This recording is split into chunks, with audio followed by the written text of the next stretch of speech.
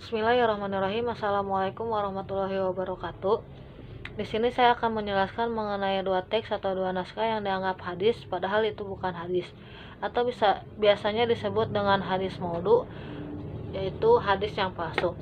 Nah, kita ulas kembali mengenai pengertian hadis itu sendiri. Hadis merupakan suatu perkataan, perbuatan, ketetapan atau persetujuan dari Nabi Muhammad SAW yang dijadikan landasan ajaran agama Islam. Nah, hadis ini dijadikan sumber landasan agama Islam selain Al-Quran, Ijma, dan Qiyas.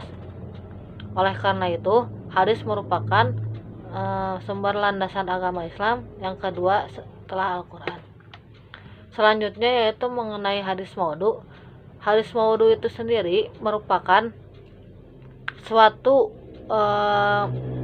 hadis yang disandarkan kepada Rasulullah SAW. Hadis yang disandarkan kepada Rasulullah SAW secara dibuat-buat dan dusta. Padahal Nabi tidak pernah berkata, berbuat, bahkan menetapkannya. Selanjutnya mari kita lihat contoh hadis atau teks maudhu ini. Baik, teks yang pertama yaitu tentang menuntut ilmu di masa muda. Di sini saya akan bacakan terlebih dahulu hadisnya. Ayyumana syina sya'a fi talabil ilmi wal ibadati hatta yakbura wa huwa ala dzalik a'tahullahu yaumal qiyamati sawabasnaini wa sab'ina siddiqan. Yang artinya, anak muda manapun yang tumbuh dalam menuntut ilmu dan ibadah sampai ia menjadi tua, sedangkan dia masih tetap di atas hal itu, maka Allah akan memberikan pada hari kiamat pahala 72 orang siddiqin. Hadis riwayat Tamam Ar-Razi dalam Al-Fawaid nomor 2428, Ibnu Abdul Bar dalam Jamil Al-Ilm. Selanjutnya yaitu mengenai derajat hadis yang tadi saya bacakan. Banyak yang mengatakan bahwa hadis tersebut dhaif jiddan, artinya lemah sekali. Bahkan boleh jadi hadis tersebut itu palsu. Kenapa dikatakan palsu? Karena di dalamnya ada rawi yang bernama Yusuf bin Atiyah.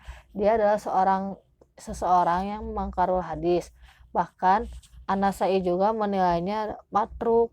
Matruk itu ditinggalkan karena biasa berdusta atas nama manusia.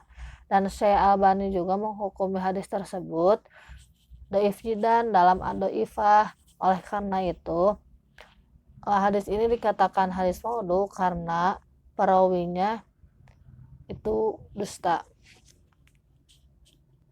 Baik, selanjutnya hadis yang kedua yaitu hadis yang menyatakan bahwa Nabi Muhammad SAW itu adalah kota ilmu.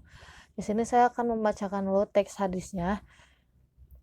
Ana madinatul ilmi wa aliyun ya buha faman aradal madinata falyatiha min kibalil bab.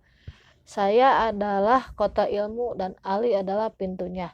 Maka barang siapa yang menginginkan ilmu, hendaklah mendatanginya dari arah pintunya.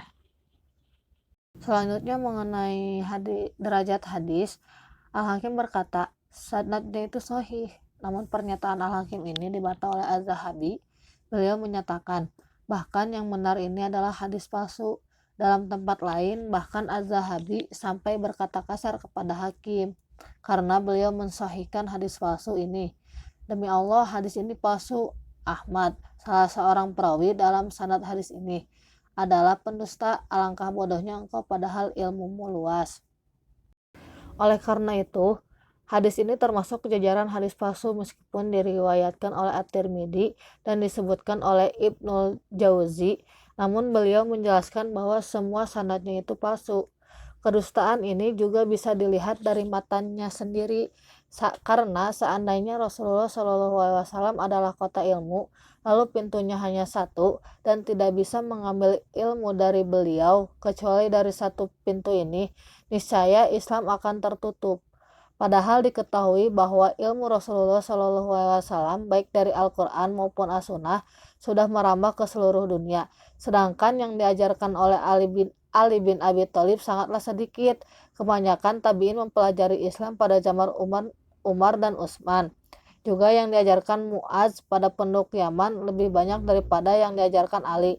Sedangkan Ali tatkala datang ke kota Kufah, saat itu sudah ada para imam tabi'in